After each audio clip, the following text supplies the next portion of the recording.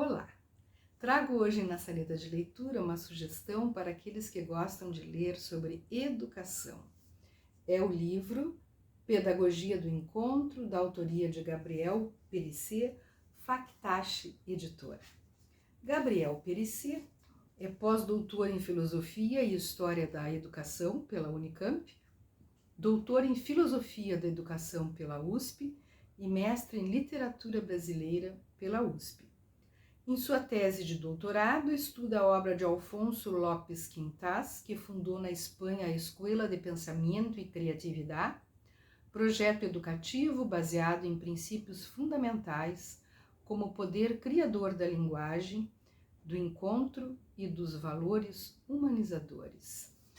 E neste livro, Pedagogia do Encontro, ele divulga os trabalhos e pesquisas que tem realizado no Núcleo de Pensamento e Criatividade, apresentando uma proposta de formação docente capaz de responder aos desafios que os professores da educação básica e do ensino superior enfrentam diariamente em sua atuação profissional. Confesso que para mim, que trabalhei por 25 anos numa escola aqui em Porto Alegre, comprometida com a formação integral do aluno, a maioria das coisas que são ditas aqui não constituíram novidade para mim. Muitas até dentro da vivência que eu tive, me pareceram óbvias. Mas nós sabemos o quão importante é dizer o óbvio várias vezes. Apesar disso, eu gostei de ler esse livro pelas muitas ideias aqui apresentadas que ratificaram tudo o que eu vivenciei enquanto eu atuava como professora, e outras vezes porque essas ideias foram apresentadas numa linguagem diferente, de uma forma inovadora. É um livro interessante e eu vou ler algumas partes aqui para vocês. Diz assim: a pedagogia do encontro é exigente e eficaz, mas é eficaz por ser exigente. Ela exige de nós um modo de pensar e agir mais adequado às realidades que vivemos no dia a dia das instituições de ensino, sejam públicas ou particulares, sejam escolas de ensino básico ou universitário, sejam cursos técnicos ou de divulgação informal do saber. Num determinado momento, ele vai falar sobre pensar com discernimento, e ele diz assim: uma preocupação legítima por uma formação docente que nos faça adquirir o poder de discernimento. O discernimento é uma capacidade criativa com a qual, distinguindo com clareza as diferentes realidades, nos tornamos aptos a orientar a nós mesmos e a outras pessoas. Pensar com discernimento consiste em pensar com rigor e penetração. Todos os dias enfrentamos inúmeros dilemas. Deparamos com encruzilhadas a cada passo. Qual o caminho a seguir? Por ali? Por aqui? Há uma terceira alternativa? Ou uma quarta possibilidade? Ou atalhos e veredas num grande sertão? Devo aceitar essa proposta ou não? Devo considerar certo e verdadeiro tudo aquilo que li no artigo deste jornal, dessa revista? Devo, em princípio, desacreditar de qualquer coisa? Ou devo acreditar até que me provem que algo é inacreditável?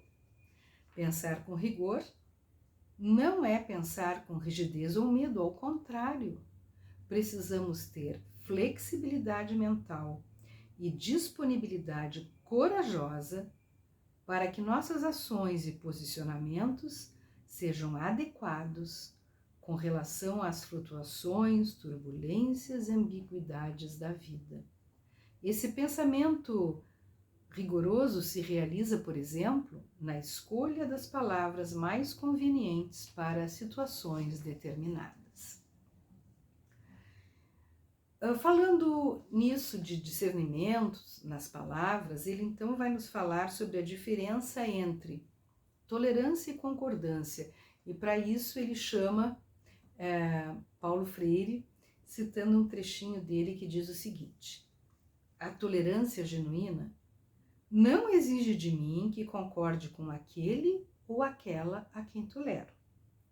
Ou também não me pede que o estime ou a estime.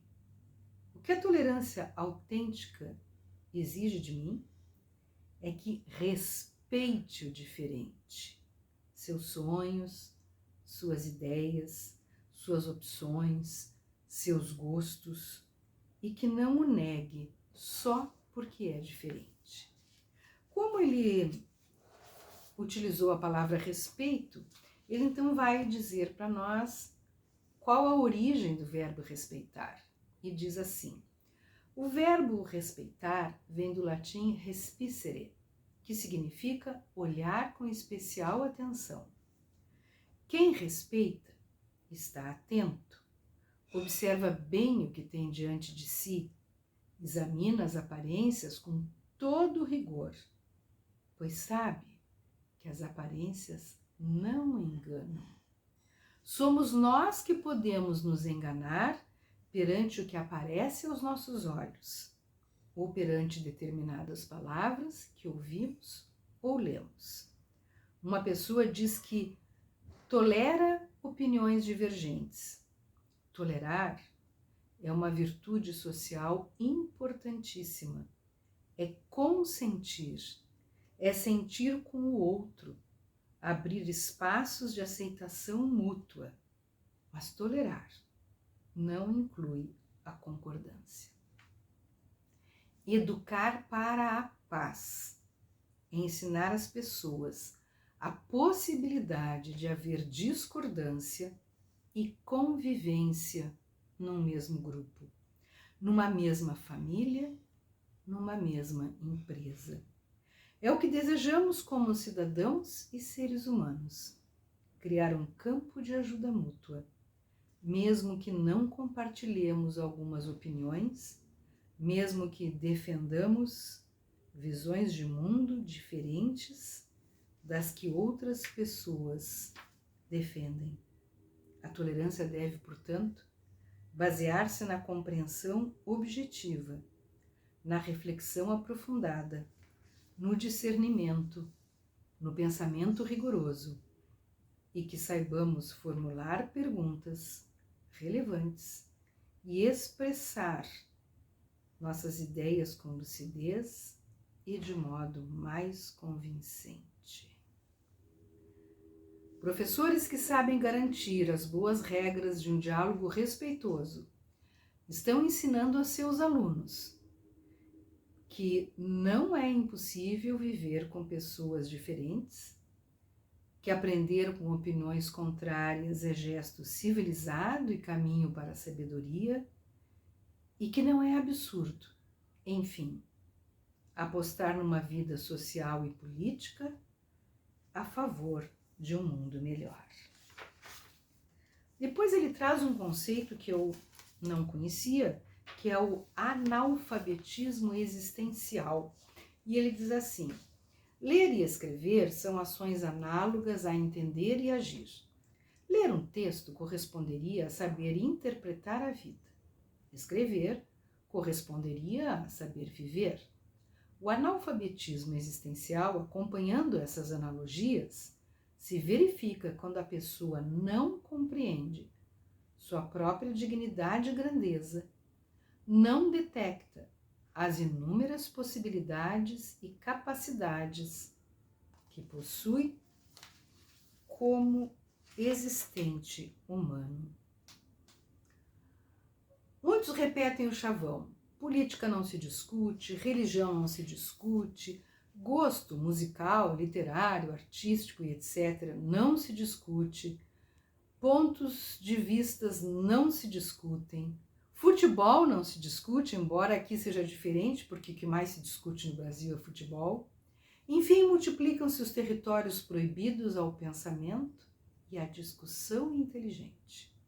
Ora, devemos aprender a discutir, sim, e discutir sobre os temas que dizem respeito à existência humana, temas que procedem dessa existência complexa e intrigante.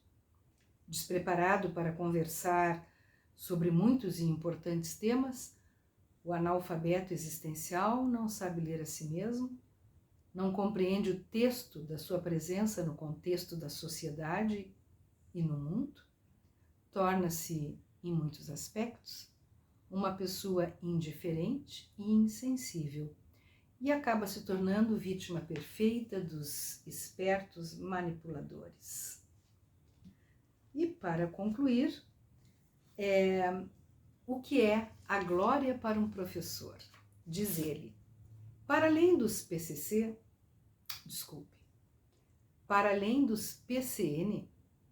a tarefa principal dos professores, seu compromisso maior, é com a formação de seus alunos. Esse compromisso estava vigente ontem e continua vigente agora e no futuro. De acordo com Pedro Demo, que faz excelentes análises da atual situação educacional brasileira, precisamos superar no setor público e privado uma cultura instrucionista falida. Falida porque unilateral e linear. O paradigma instrucionista, segundo o qual o professor repassa conhecimento para o aluno, está evidentemente ultrapassado. Ultrapassado desde sempre, eu diria. Porque desde sempre, citando agora as palavras de Pedro Demo, a glória do professor é o aluno que sabe pensar. Então, a sugestão de hoje é a Pedagogia do Encontro, de Gabriel Perissé, Factache, editora. Boa leitura, boa reflexão.